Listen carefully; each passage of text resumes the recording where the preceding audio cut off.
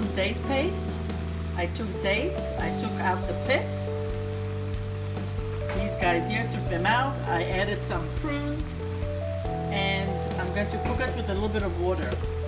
Water also adds the moisture out of the dried fruit.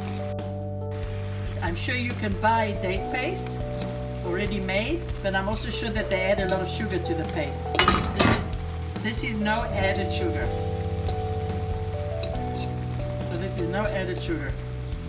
I'm gonna cook it till it becomes really, really soft and pasty.